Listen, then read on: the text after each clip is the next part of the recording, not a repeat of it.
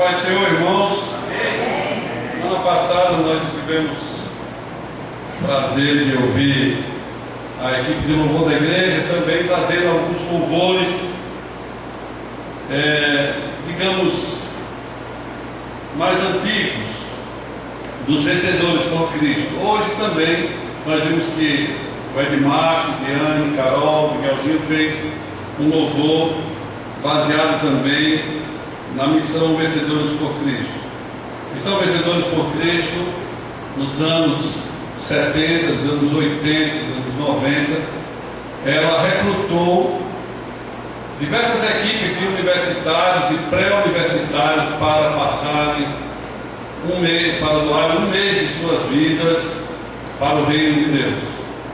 Essas equipes foram distribuídas por todo o país. Eles eram recrutados ali no eixo Rio, São Paulo, Minas, naquela época, nos anos 70, depois entrou também essa região do Nordeste, mas eles passavam por um treinamento e depois eles saíram pelo Brasil, pelas igrejas, cantando e louvando o Senhor com essas músicas belíssimas que nós conhecemos e cantamos e não sabemos essa história. Essa é a história que tem forjado a nossa história.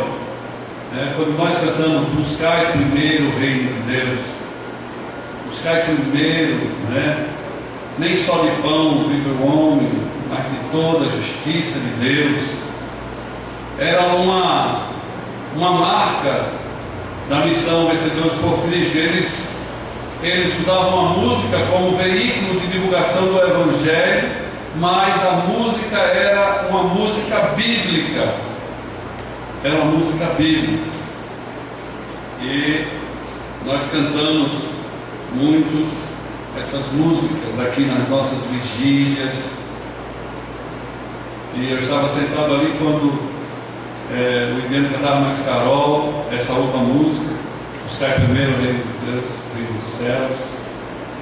E eu estava dizendo que isso aí é uma versão pentecostal dos Vencedores por Cristo, porque na realidade a maioria dos jovens que iam para essa missão Vencedores, eles eram oriundos de igrejas históricas, igrejas presbiterianas, igrejas batistas, igrejas metodistas, e nós pentecostais é como que estivéssemos andando paralelo. Mas essa igreja que sempre teve assim a ousadia de ser relevante nessa área, nós sempre fomos muito ecléticos. Então nós cantamos Vencedores do início do culto, e nós cantamos a nossa alma nordestina agora com o irmão Denis, quando ele começou a cantar aqui, a gente começou a querer se mexer, porque essa música ela bate na nossa natureza de ser nordestino, sertanejo. Quem é que não tem a origem nessas coisas? Mas eu quero compartilhar com vocês hoje, depois de dar esse pano de fundo para o que está acontecendo em nossa igreja, e nós não queremos de forma alguma nos eximir de uma consciência do que nós somos. Nós precisamos saber o que nós somos. Eu estava pregando lá na igreja de Igapó, no aniversário da congregação de Paraíso, um bairro próximo ali a Igapó, e eu disse: eu estou me sentindo na missão evangélica aqui. Nós temos a mesma essência. Irmã Azel deles, a esposa de pastor Arlan Grande, que esse terreno foi comprado com uma herança que ela recebeu nos Estados Unidos. A única herança que ela recebeu, que dava para comprar uma casa, ela renunciou e comprou esse terreno. Ela pegava um acordeão como uma sua e levava para a Praça Gentil Ferreira, tocava. Tem fotos dela na Rádio Poti com o irmão Boy. O irmão Boy não está aqui, mas na Rádio Poti. Primeiro programa evangélico, musical, foi essa igreja que fez no estado do Rio Grande do Norte, em 1950, na Rádio Poti. Não é verdade, irmã Maria? É a vocação dessa igreja. para louvar o Senhor, para adorar. Tem uma nova geração chegando aí, de jovens, compondo, né? Nesses bancos aqui saiu Quem Nos Separará, Luiz Além, né? Uma das músicas Sérgio Lopes não fez também quando passou por aqui. É isso que nós não podemos nos esquecer de quem nós somos. E quando nós esquecemos quem nós somos, nós estamos fadados a morrer. Mas eu quero que vocês fiquem em pé. Vamos ficar em pé. Vou fazer um exercício agora de leitura da palavra de Deus. Abra sua Bíblia em Romanos capítulo 12. Nós vamos ler o versículo 2, depois do 4 ao 8. Tá? Não, vai ficar na mesma página. Abra só na página que está no capítulo 12 e nós vamos fazer essa leitura. Versículo 2, capítulo 12, versículo 2 e depois o versículo 4 ao 8. Vamos fazer essa leitura, né? Se você tem Bíblia, olhe para a sua Bíblia. Quem não trouxe Bíblia, olhe aqui para a parede. Não se amoldem ao padrão deste mundo, mas transformem-se pela renovação da vossa mente, para que sejam capazes de experimentar e comprovar qual seja a boa, agradável e perfeita vontade de Deus. Agora vamos para o 4. Assim como cada um de nós tem um corpo com muitos membros, e esses membros não exercem todos a mesma função, assim também em Cristo nós, que somos muitos, formamos um corpo, e cada membro está ligado a todos os outros. Temos diferentes dons, de acordo com a graça que nos foi dada. Se alguém tem o dom de profetizar, use-o na proporção da sua fé. Se o seu dom é servir, sirva. Se é ensinar, ensine. Se é dar ânimo, que assim faça. Se é contribuir, que distribua generosamente. Se é exercer liderança, que a exerça com zelo. Se é mostrar misericórdia, que a faça com alegria. Amém? Senhor, obrigado, porque Tu nos reservaste porções poderosas da Tua palavra, de ensinamento, Senhor, para que a Tua igreja, para que nós como igreja pudéssemos andar, Senhor, e nos reproduzir. Deus, obrigado. Eu quero te pedir, Senhor, a Tua proteção nesse momento, que a Tua palavra, Senhor, ela siga o curso necessário para chegar ao coração, ao entendimento das pessoas, ao meu entendimento. Em nome de Jesus, protege as nossas mentes agora. Ó Deus, sabemos, Senhor, dos preconceitos que nós temos, Pai. Tantas informações que nós recebemos ao longo da vida, nossa carga cultural, Senhor. Então, Deus, esvazia-nos agora, Senhor, e enche-nos com a Tua palavra. É isso que nós te pedimos. Amém. Podem citar, irmãos?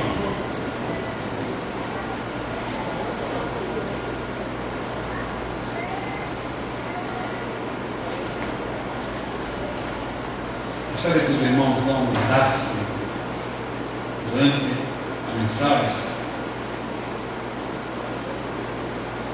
ficassem atentos ao que Deus quer falar conosco. A carta de Paulo aos Romanos, irmãos, embora seja uma carta genuína de alguém que quer e tem o desejo de ensinar a um grupo específico, os romanos, é também um tipo de manifesto à liberdade dos cristãos.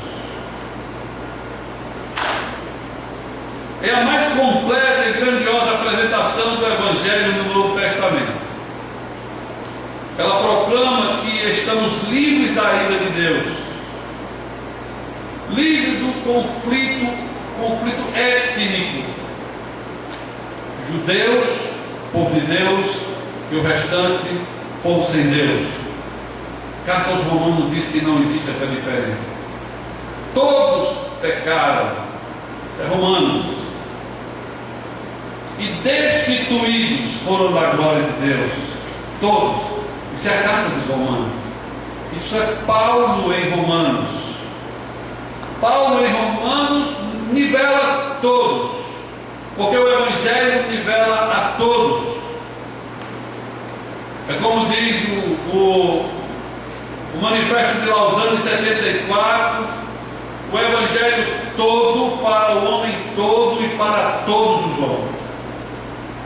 O Evangelho é para o homem todo, não é só para uma parte do homem, não é só para a alma do homem, é para a alma do homem, para o corpo do homem, para a família do homem, para a comunidade que o homem sobrevive, para o mundo, para a criação.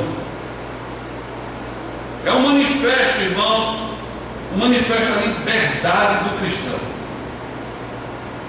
É em Romanos que diz que nós temos liberdade para fazer o que quiser. Mas dentro dessa liberdade, nós somos seguidores de Jesus se fizermos aquilo que Jesus manda. Nós temos liberdade. É o arbítrio, é o livre-arbítrio. Você pode fazer o que você quiser, mas seguir a Jesus implica em algumas renúncias. É a liberdade da morte. É a liberdade da morte. É a liberdade do poder da morte. São duas coisas diferentes. Nós somos libertos da morte. Por quê? Porque Jesus ressuscitou, meu irmão. Jesus ressuscitou. Eu gosto muito daquele diálogo que ele teve com Pedro. Eu já falei várias vezes, vocês vão decorando aí. Quando Jesus disse a Pedro que ia morrer. Lá em Marcos capítulo 8. Primeiro Jesus pergunta quem ele é. Quem o povo diz que eu sou? Jesus pergunta. Quem o povo diz que eu sou? Ele diz, olha, alguns dizem que é João Batista, outros dizem que é um profeta, Elias. E você, Pedro, quem diz que eu sou? E Pedro diz, tu és o Cristo. Aleluia. Tu és o Cristo. Pedro tinha uma nítida compreensão de quem era Jesus. Mas quando Jesus disse, importa que eu seja ultrajado pelas autoridades, que eu sofra e que eu morra. Mas Jesus disse também, e ressuscita o terceiro dia, mas Pedro não conseguiu ouvir que ele ia ressuscitar, por causa do poder da morte. O poder da morte é tamanho que obstruiu a compreensão de Pedro de que Jesus poderia, depois de morto por si só, pelo seu poder, ressuscitar. O poder da morte. E a morte ainda continua exercendo poder sobre muitas pessoas.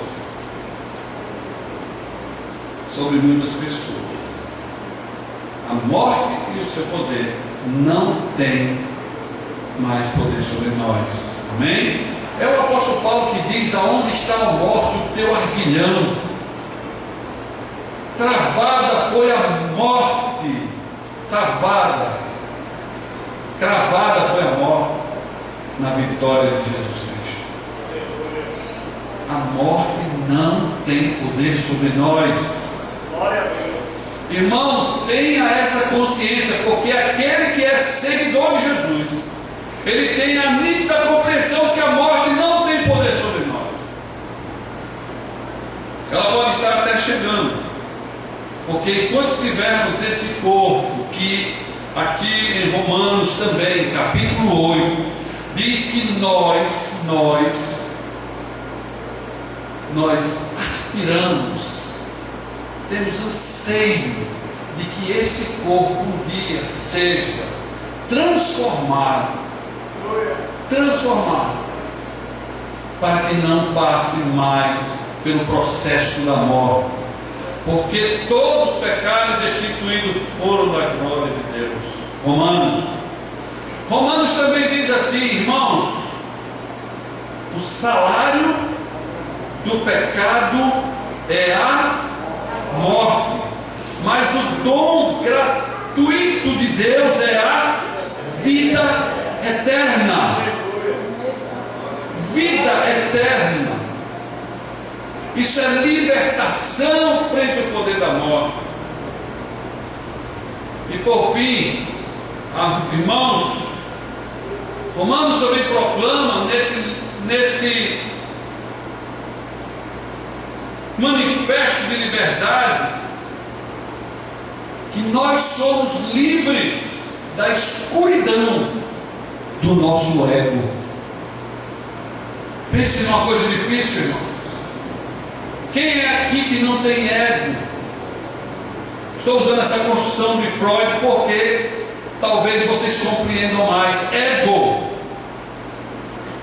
esse conceito de algo que sou eu, que se ama, que se valoriza, ao ponto de muitas vezes se amar tanto que não ama ninguém. Essa é a escuridão do ego. Romanos, o apóstolo Paulo diz que o Senhor nos libertou. O Senhor nos libertou para que fôssemos livres realmente. A carta aos Romanos tem exercido uma forte influência sobre a igreja, irmãos. Desde a reforma protestante, Lutero a considerava a parte realmente fundamental do Novo Testamento. Veja o que Lutero dizia a Romano: que o livro de Romanos era a parte fundamental do Novo Testamento. Todos vocês sabem, nós temos aqui o culto da reforma, pastor Ayrton Choreira pregou aqui. Todos nós sabemos que Lutero tomou a decisão dele de enfrentar o poder eclesiástico naquela época, lendo o livro de Romanos. Lendo o livro de Romanos, entendendo que a salvação não é por mérito de ninguém, a salvação é pela graça, não vem de ninguém, é pela graça. Essa graça nós muitas vezes não conseguimos compreender, porque eu não sei porque Deus me ama. Eu não consigo compreender isso. E João dizia que o amor de Deus me constrange. Eu digo sempre isso. Eu tenho vergonha, muitas vezes, diante de Deus, por causa do amor dele tão grande para comigo. E eu sei que você tem esse sentimento também. A graça de Deus, irmãos, Lutero acreditava que era o Evangelho em sua forma mais pura.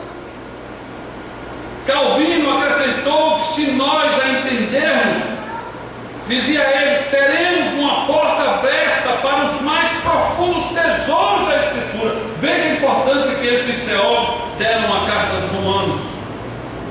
Acima de tudo, ela contém o compromisso de Paulo com o Evangelho. Se vocês observarem o versículo 14 ao 16, ele vai dizer, sou do primeiro capítulo, primeiro capítulo, versículo 14 a 16, ele diz assim: sou devedor. Essa é a carta de Paulo a Romanos. Não tenho mérito, sou devedor. Depois ele diz assim: estou disposto. E por fim, ele diz: não me envergonho do Evangelho. Sou devedor. Estou disposto. A carta de Paulo é como se fosse, a carta de Paulo aos Romanos é como se fosse um espelho aonde eu me vejo, que revela realmente quem eu sou, um devedor. Um devedor. Mas por outro lado, estou disposto a pregar o Evangelho também aos que estão em Roma. E por fim, não me envergonho do Evangelho, porque é poder de Deus para a salvação de todo aquele que nele crê, primeiro o judeu e depois o grego. E aí cai por terra toda a diferenciação. Paulo faz aqui um eloquente apelo, irmãos, a todos os seus leitores, baseado nas misericórdias de Deus expostas por ele, conclamando-os que consagrem os seus corpos e renovem as suas mentes. Versículo 2 que nós lemos: não se amoldem ao padrão deste mundo. Não se amoldem ao padrão desse mundo. Nesses últimos meses nós estudamos aqui 8 características de um seguidor de Jesus. 8 características. E a primeira característica é que um seguidor de Jesus, ele é inconformado. Um seguidor de Jesus, ele é inconformado. Ele é inconformado com o padrão que foi colocado nas relações humanas, com o padrão que o mundo impõe para as pessoas. Nós estamos ficando satisfeitos quando a gente tira as pessoas da linha abaixo da linha da pobreza. Há muitos discursos hoje que nós estamos elevando as pessoas para ser pobres. Nós aqui não pregamos a teologia da prosperidade, mas Deus não nos chamou para ser pobres. Bem-aventurados os pobres, porque eles herdarão o reino dos céus. Jesus valoriza essa condição, hipervaloriza essa condição. Mas não tem nada a ver com esse discurso sociológico que nós ouvimos na televisão de valorização dos pobres. Paulo, irmãos, ele conclama para que nós tenhamos essa visão dupla de consagrar o nosso corpo e transformar a forma como nós vemos o mundo. Como é que nós vamos consagrar o nosso corpo, irmãos? Se afastando do pecado, porque o pecado nos afasta de Deus. Os nossos corpos são o templo do Espírito Santo de Deus. É isso que Paulo diz em Coríntios 3:16, perguntando: não sabeis vós que sois o templo do Espírito Santo de Deus? Ele nos coloca diante da alternativa inflexível enfrentada pelo povo de Deus, de todas as épocas e lugares: ou nos conformamos ao padrão do mundo, ou transformamos pela renovação da nossa mente. Porque só assim, irmãos, nós vamos poder provar qual seja a boa, perfeita e agradável vontade de Deus. Porque eu li o primeiro versículo. O versículo 2, irmão, diz assim: não se amolde ao padrão desse mundo. E termina assim: para que vocês sejam capazes de experimentar e comprovar o que é ser um seguidor de Jesus. Se vocês se permitirem transformar a vossa mente, os vossos olhares, vocês vão conseguir ver como é que funciona a vontade de Deus. Olha, eu quero ler aqui o mesmo versículo que eu li na versão do Eugênio Peterson.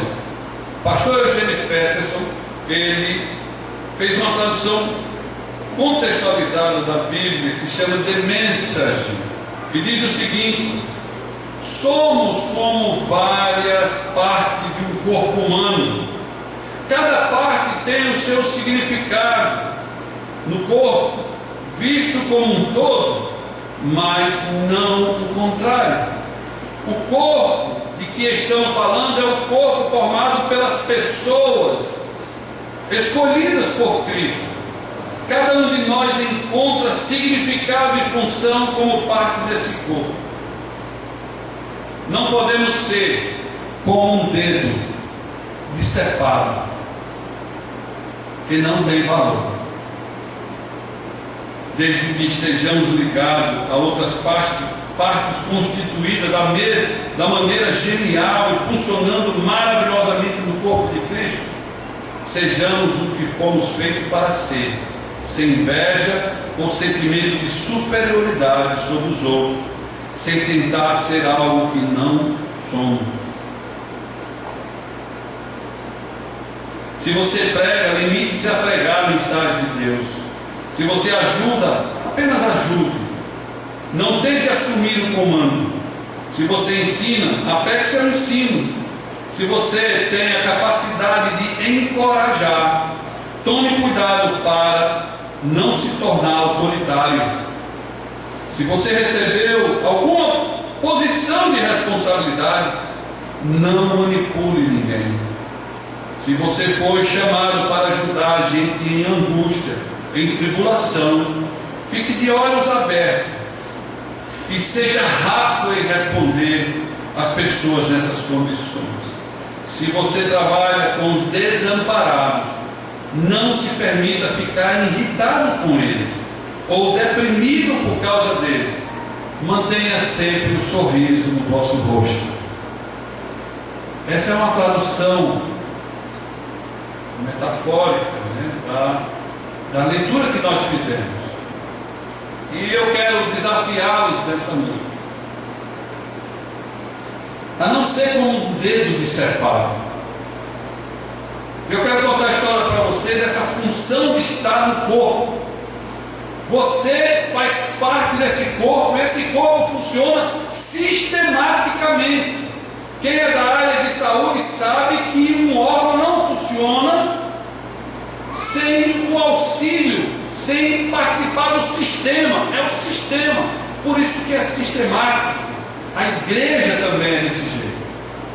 E eu soube o ano passado um fato bem dramático, de que um jovem lá da igreja das Rocas, a mãe dele tinha diabetes, né? Era diabética, e teve uma crise muito forte, e foi para o Valfredo Gugel, e lá ela teve um problema seríssimo, tiveram que cortar o pé dela,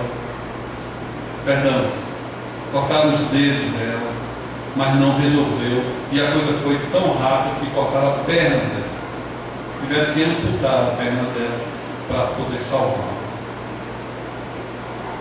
E depois daquilo, ela ficou se recuperando, e quando ela saiu do hospital, o filho dela foi buscá-la, e alguém o chamou à parte e disse: olha,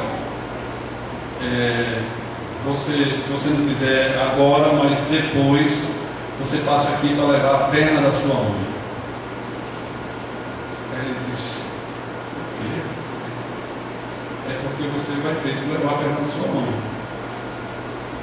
Sei que ele teve que levar a perna da mãe dele e enterrar. Qual era o sentido daquela perna? Ela não tinha mais valor. A mãe dele sim tinha valor.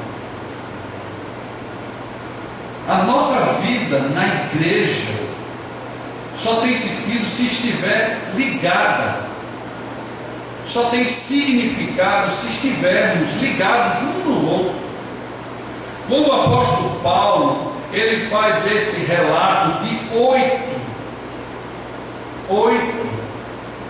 dons específicos, ele está dizendo assim: não seja um dedo que separe fora do corpo. Não há significado para uma perna que não está sistematicamente ligada ao corpo. Mas por incrível que pareça, muitos irmãos e até companheiros nossos ainda vivem como se estivessem dissetados do corpo. Não tem como. Quando nós nos propomos a ser seguidores de Jesus, não há como estar fora do corpo. Não há como deixar de se nutrir do corpo.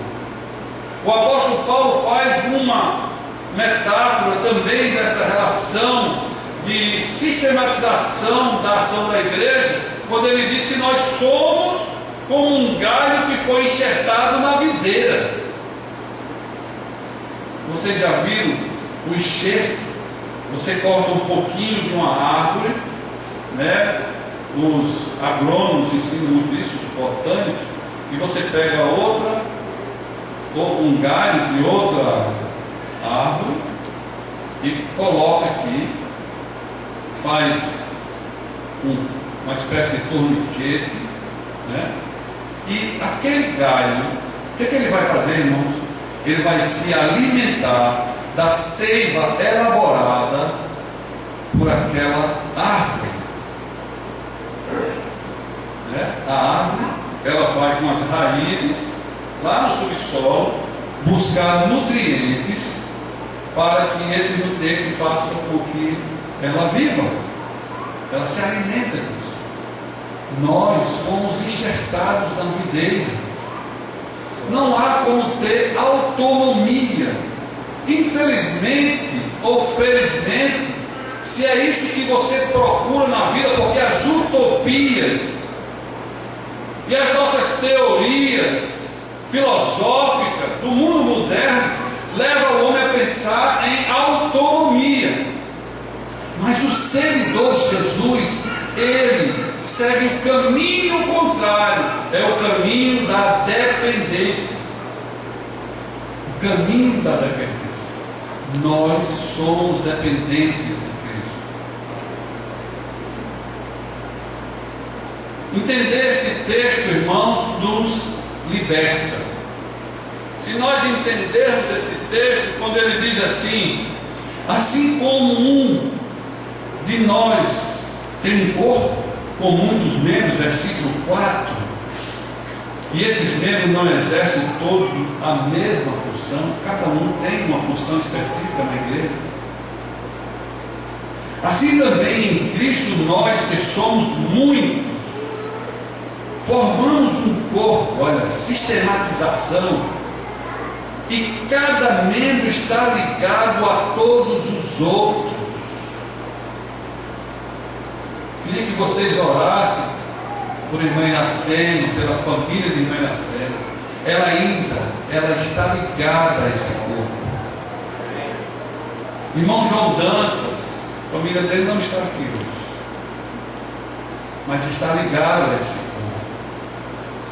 Irmãos, Walter está internado de novo. 15 dias atrás, Walter internou-se. Pastor Walter, o senhor Alberto sabe o que é, os irmãos também, creu no Evangelho aqui, estava lá em Pirangi, e ele ama essa comunidade, sempre está conosco aqui, está internado de novo, a possibilidade de perder o pé. Irmãos, ele está vivendo um momento difícil. Ele faz parte desse corpo, irmãos. Irmã Lucinha. Irmã Lucinha faz parte desse corpo. Ela se alimenta da mesma seiva que alimenta esse corpo. Versículo 6 diz assim: temos diferentes dons, de acordo com a graça que nos foi dada. Não sou eu que escolho o dom. Não é você que escolhe o presente que você recebe nas festas do seu aniversário. O convidado ali que ele traz o presente, né? Eu sei que muitas vezes a gente vai comprar até R$1.099, aí é complicado. Mas quem está recebendo o presente não escolhe o presente. Por isso que a Bíblia está dizendo: de acordo com a graça que foi dada a você. Quando nós falamos em dons, os pastores aqui sabem muito bem disso, vocês também, nós nos lembramos do que Paulo fala nos dons de Corinto. Os dons carismáticos, o dom de cura, o dom, né, de fazer maravilhas, como Jesus fez, para fazer com que os ventos fiquem tranquilos. Eu me lembro de uma oportunidade que eu estava vindo de um navio, você sabe muito bem isso. Peguei uma carona num rebocador. Eu estava aperreado para voltar para casa e vinha passando um rebocador que vinha do Ceará. E eu pedi lá o imediato: passa um raio para esse rebocador aí, para ver se eu pego uma carona nele. E era no mês de agosto, o vento muito violento. Chega, ficava assim o mar assim, com aqueles algodãozinhos assim, meio. E eu peguei, o rebocador parou lá, a lanchinha que estava encostada no navio me deu uma carona, eu fui até o rebocador, subi. Quando eu entrei, o rebocador, uma embarcação pequena, começou a balançar, não andou assim, 2 minutos eu já comecei a vomitar. Irmãos, eu vomitei durante quase 1 hora. Eu já estava azul, porque eu já tinha passado por todas as cores do arco-íris, eu estava azul no final. Mas eu fiz um voto a Deus, eu disse: Senhor, se eu não morrer daqui para lá, Senhor, eu dou um testemunho para o Senhor na igreja. E a coisa arrochou: Senhor, eu vou dar o dízimo dobrado. Só que nem está passando muito, né? Senhor, hoje eu vou para a igreja de manhã, de tarde, de noite. Então, quando a gente está numa situação dessa, a gente, né? Mas nós precisamos entender que o dom é dado. Precisamos entender isso. É de acordo com a graça. Aí ele vem aqui e diz assim: se o seu dom é de profetizar, é interessante que é o único que ele fala dos dons lá de Corinto, né? Porque há uma importância muito grande em profetizar. E eu quero deixar bem claro para os irmãos que profetizar, você pode profetizar e dizer tudo que eu estou vivendo, é uma profecia. Esse é um tipo de profecia. Eu estou profetizando agora para você, amém? Estou profetizando para você, profetizando através da palavra profética. E também a outra profecia que os profetas falavam. Porque, irmãos, quando alguém é carente, quando alguém é necessitado, ultrajado pelas estruturas do mundo, a pessoa fica muda. Os profetas do Velho Testamento falavam em nome do povo e diziam: o povo está sofrendo por causa do pecado de Jezabel. O povo está sofrendo e vai ser exilado por causa do pecado. O profeta, ele também denuncia o pecado. O profeta não fica calado e ele denuncia o pecado. E se o seu dom é de profetizar, profetize. Glória a Deus. Profetize. Mas eu quero dizer uma coisa a você: cuidado, cuidado com o pecado da inveja. Se você não tem o dom que é dito que é o mais excelente, não tem inveja. Isso é algo que acontece na comunidade. A inveja nasce porque alguém quer aquilo que não é seu, o que veio para você. Qual é o dom que você tem? Esse é o seu dom? Então trate de usá-lo com esmero. Não tenha inveja de quem tem o dom de profetizar.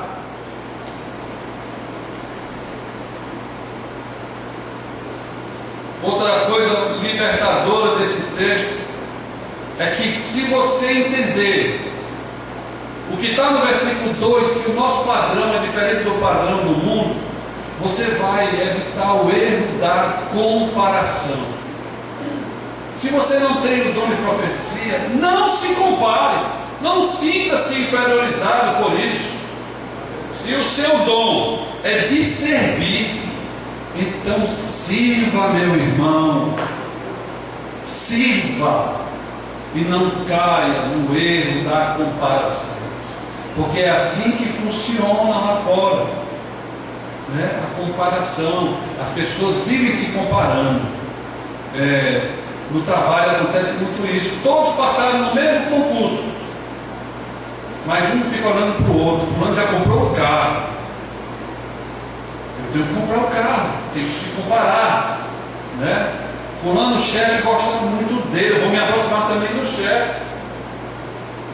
Esse é o padrão do mundo, buscar crescer, né? E não pode acontecer isso no meio da igreja. Você sabe da teoria da corda de caranguejo? Alguém já ouviu falar aqui? Essa teoria não pode acontecer na igreja, porque se você pegar uma corda de caranguejo e botar dentro de um balde, o primeiro que conseguir sair não sai, porque o que vem de trás puxa ele para perto. Não consegue, o caranguejo não consegue sair. Isso não pode acontecer na igreja, porque não deve haver comparação entre dons. O dom é para o crescimento da comunidade, o crescimento de todos, nem a inveja e nem a comparação. Se o seu dom é ensinar, ensine. Temos que ter cuidado para não cair na tentação do juízo alheio. Julgar se o outro não está usando o dom corretamente. Use o seu dom. Use o seu dom. Não fique querendo ser o auditor do dom do outro, fazendo auditoria no outro. Trate de apresentar-se como obreiro aprovado, que maneja bem a palavra de Deus, como está em Timóteo capítulo 3, versículo 15. Apresente-se a Deus como obreiro bem aprovado, maneja bem a palavra de Deus e ninguém tem nada para dizer. Evite estar perdendo tempo olhando. Isso aí é mesmo que corda de caranguejo. Versículo 8, esse eu gosto demais.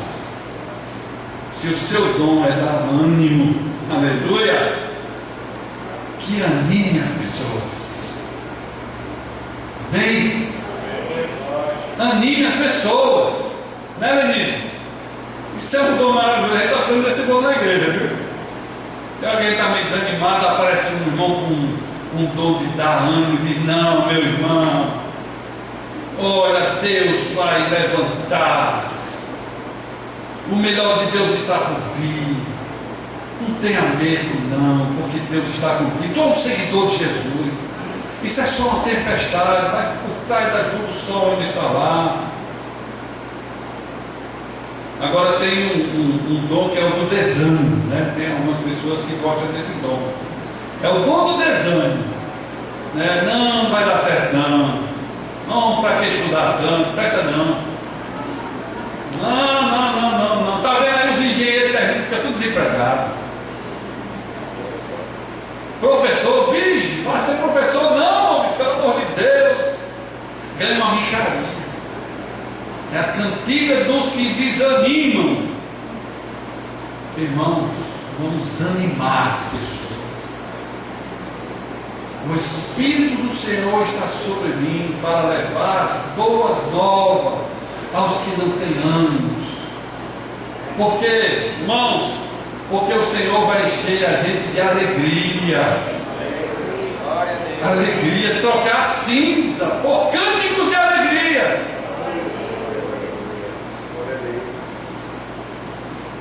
E se a gente entender esse texto, irmãos, nós vamos ser libertos do desejo de querer ser quem não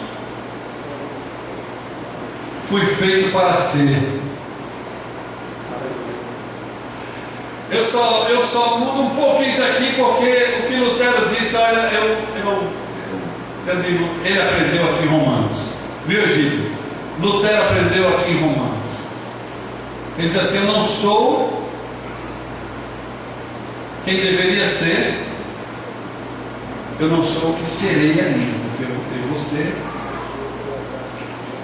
eu vou ser ainda um habitante do céu.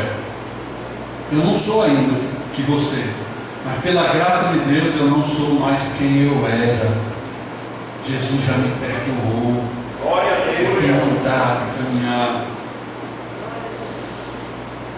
Esse texto nos liberta, irmão, do desejo de querer ser quem nós não fomos chamados a ser.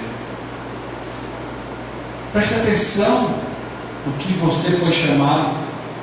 Primeiramente, para ser um seguidor de Jesus. Primeira coisa, seguidor de Jesus. E qual é o dom que Deus te chamou? Se você foi chamado para exercer liderança, então exerça com zelo. Não seja autoritário. Na tradução de Eugene Peterson, ele diz: não use isso. Não seja autoritário. Não seja um dominador. Exerça a liderança servidora, servindo. Pastor também varre. Pastor também lava banheiro, se for necessário. Pastor vai passar um dia no leito com outra pessoa que está precisando, doente. Todos nós precisamos servir. Não é o fato de ser um líder e não ser servo.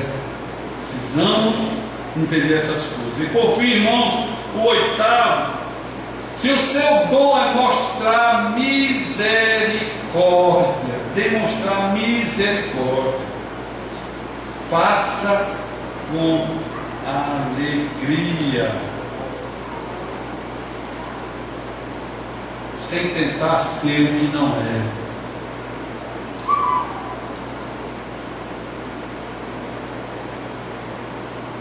Quando Paulo nos conclama a observar isso, irmãos, ele está nos confrontando com aquilo que nós somos e com o nosso comportamento. O que foi que Jesus te chamou para fazer nessa comunidade? O que foi que Ele colocou nas tuas mãos para você fazer aqui? Faça da melhor forma possível.